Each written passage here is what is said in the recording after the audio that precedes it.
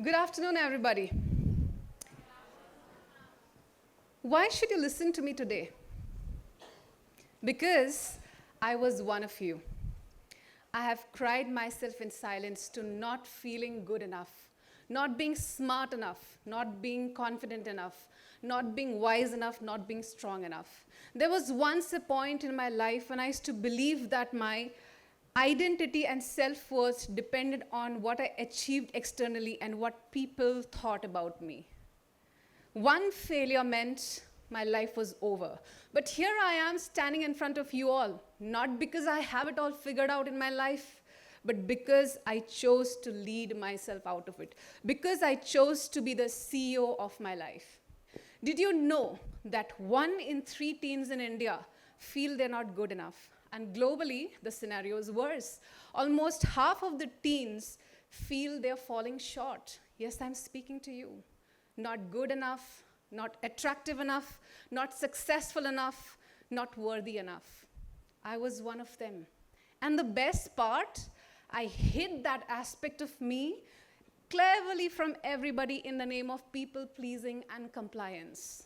But here is the thing. Nothing can define you, not what happens to you or how you feel about it, but what you choose to do about it will define you. That's the power of self-leadership that I'm going to talk about. I was born to two very different kinds of parents. One was ambitious, bold, and courageous, and the other one, simple living and high thinking is what he believed.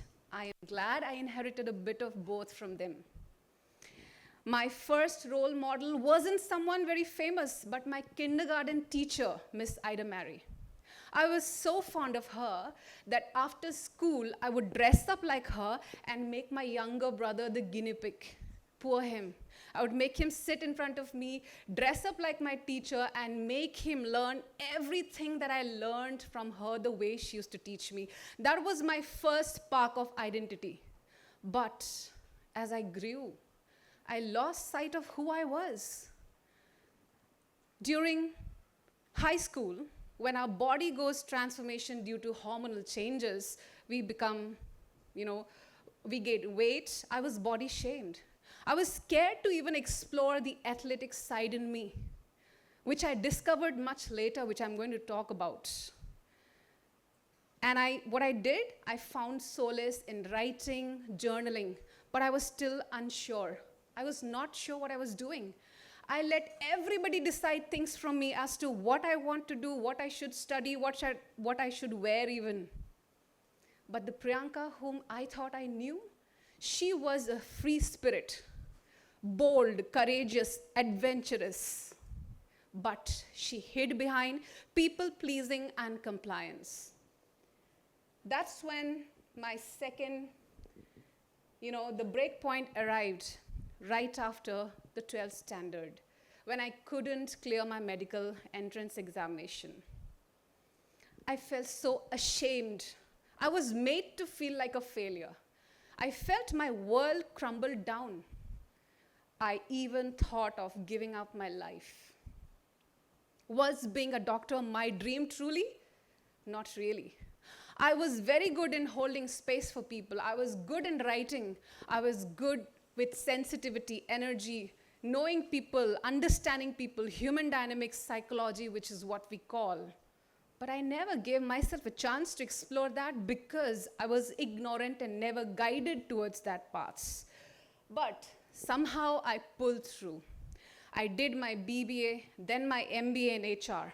But I was very clear about one thing, and that is I wanted to do something for the people. That's when I moved out from Assam to Delhi. Assam, where I was very protected, very controlled, to a world of possibility. I remember my father telling me, if you can't find a job in a month's time, you have to return. That lit something inside of me. I didn't get HR jobs then. I had to pick up whatever came my way. I still remember I used to change 3 buses to go to work. But I didn't give up. And slowly and steadily, roles which were aligned came to me. And then came the second shift, which is marriage, motherhood. I love being a mother. That is, I think, one of the best roles I'm thankful to God for. But, and my son is here with me today, who is in a 10th standard. But there was a voice which said, there is more. There is more. But I didn't know what was more. And so I thought of getting back to the workforce because I was looking for a space beyond all the roles that I was playing for everybody else since the childhood. Being a good daughter, being a good wife, being a good mother, and what not roles I had played. Being the best student, being the favorite student of my teachers, all of that I played. And that self-inquiry actually brought me back into the workforce again. It wasn't easy, I tell you, to get back to the work again. I got rejection after rejection. I was rejected. Nobody took me seriously. They thought, okay, someone having a parenting gap, sabbatical of 4+ years, coming to workforce, she's not at all serious about her career. That's what I got to hear. It was shattering. My gap, the very fact that I chose to raise my son, became a deterrent, but I did not give up. There was one company who believed in me, and that is Soul Tree, which is into manufacturing of cosmetics products, which is organic and now taken over by Lotus Herbals. And you know what? I went on to build their HR department from the scratch. It was a breakthrough and I loved it. Everything was great. But again, there was a voice which said, there's more. I didn't know what's more. What was more? That inquiry actually made me think, what are my gifts? What is it that the world is waiting to receive from me? And that's when my coaching journey started, this call that changed my life thereafter. I browsed through LinkedIn. I tried to reach out to a lot of coaches to understand what coaching is all about. And there was this phenomenal Santosh Babu. I never expected that he would return my call. But surprisingly, he did, because he was back then a celebrity. And we got into a 30 minutes call. He asked me questions, which was about my life, my truth, what I wanted. Those were not just powerful questions, but it was a mirror. And right after the call, I just mustered some courage and sat down, tears trickling down my cheeks. I was not aware what was happening to me. When I lost my father, I still didn't shed tears. You know why? Because I wanted to numb myself of the pain. But that day I couldn't hold myself. I was literally shedding tears and something broke open inside of me. He didn't give me answers. He didn't tell me what to do. But he made me connect with my inner self. He made me to reflect and think. And that's how I discovered coaching, or rather coaching discovered me. And that call changed everything. And whatever followed next is all about this call. My inner work began. There you can see me in the picture. My inner work had to embrace a simple yet powerful thing, which is I had to reclaim parts of myself which I had disowned, rejected, suppressed, denied, dissociated to fit into everybody's idea of who Priyanka was. Who I was beyond all the roles. I didn't know. Back then, I had low self-esteem. I was anxious, insecure. I didn't know. I was always overdoing, overgiving, overdoing. There was no boundary. I was just like a, doormat where people would rub everything and go away. But then I chose to do the inner work, deep inner work, along with my coaches. And it called for 3 important things, which is courage, humility, and discipline. Courage to say that enough now, I don't want to fit in, and I don't want to be the definition of who I was in others' eye. I have lived enough of should be's, how I should be, what is expected out of me, because I had lost sight of myself. And the humility to look into the mirror and do the work. And discipline, being consistent enough to do step by step all it requires. And then on, that's when the alchemy began, actually. From leading my life from fear, I started leading it from essence. From leading my life for approval, I started leading it for alignment. I stopped outsourcing my worth to the external world, and I started looking within. And that's when my transformation journey began. I flew to countries like the USA solo, Costa Rica, British Columbia. I learned, I invested in my growth, and from where the money came, the moment I started making that intention, I created it. And then came, so here I'm going to share with you the 3 pillars of leadership that has enabled my transformation and which I believe is going to help you as well. Number 1, know yourself, which is the mirror. That means knowing what your values are, what your strengths are, what your blind spots are. You know what a blind spot is? Blind spot is something which you can't see. Only another can see. You can see what I can't see behind me. And that's what my coaches did with me. Knowing what your self-sabotaging behaviors are. And then managing yourself. The alchemist, being the alchemist. Do you think life is a bed of roses? No. It's full of ups and downs, ups and downs. You have to manage your time, focus, energy, and yourself.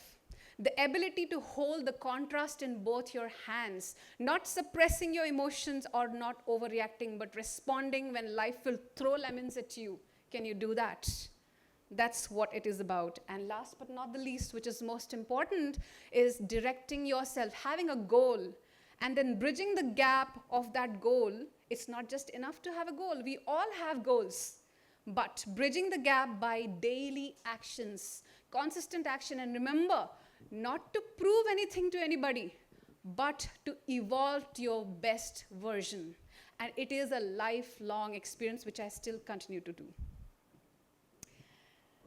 As I grew, as I transformed, I outgrew people. I outgrew doubt. My tribe changed. And you know what I did? I started embracing my new identity as a coach, as a creator, as a leader. My journey inward made my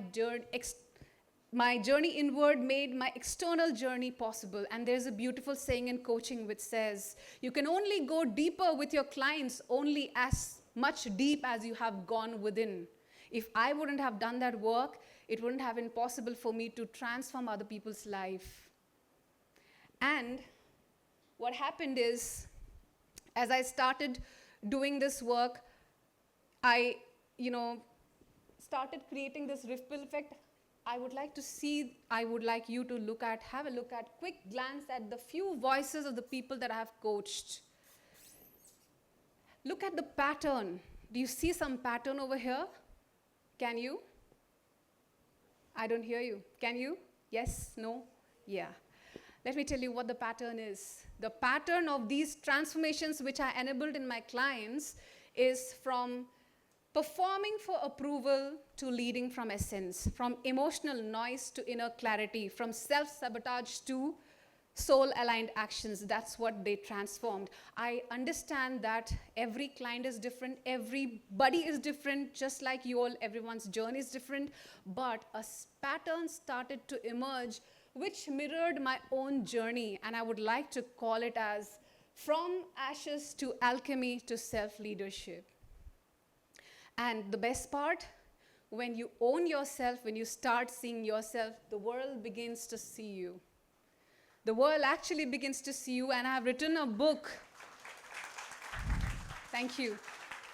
I've written a book by the name You Get What You Think You Deserve, and it's a self-published book where the illustrations have been done by my son, Devank. It's in Kindle e-version book, it's all about that.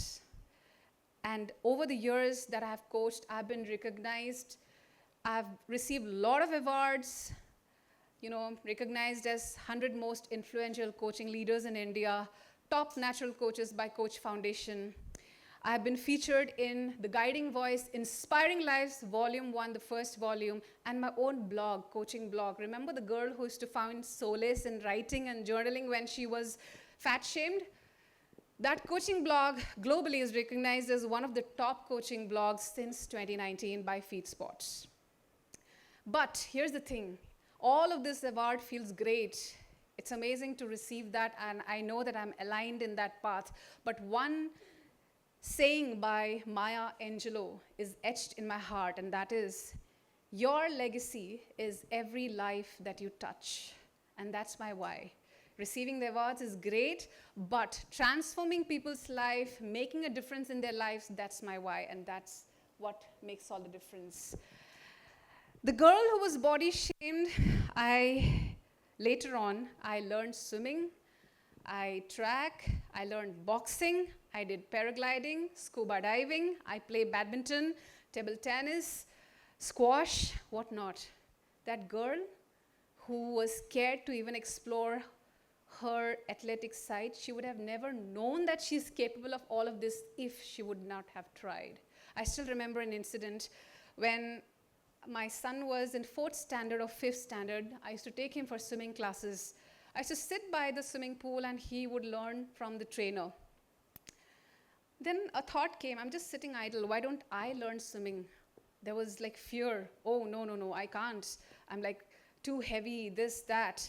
But I walked up to the trainer and said, can I learn swimming? There were a couple of other more trainers, they laughed at me and said that you can't. But one trainer, he believed in me and said, ma'am, yes, you can. And lo and behold, after weeks, I started swimming along with my son. Thank you. There is this power of being seen. Had my trainer not seen me, I would not be doing what I'm doing today. My coaches saw the possibilities in me, not my limitations. They challenged me to embrace my fear and look into the possibilities, break the patterns, break the limited behaviors, break the conditioning and everything I was molded into. They made me become not what the world wanted me to be, but who I was already beneath all of that. I remember a conversation with one of my coaches, Bay LeBlanc Queenie. She used to ask me, what do you want? I would go blank. What do you want, Priyanka? Every session after session, she would keep asking me. I would say, I don't know. She would not give up. It's not that I didn't have wants, but it was suppressed under expectations, should-bes, that I forgot what I really wanted. And one fine day, I said I wanted this. That question not only invited answers, but gave me the permission actually to want again. So with deep gratitude to my coaches, I thank them for everything that they have done to me.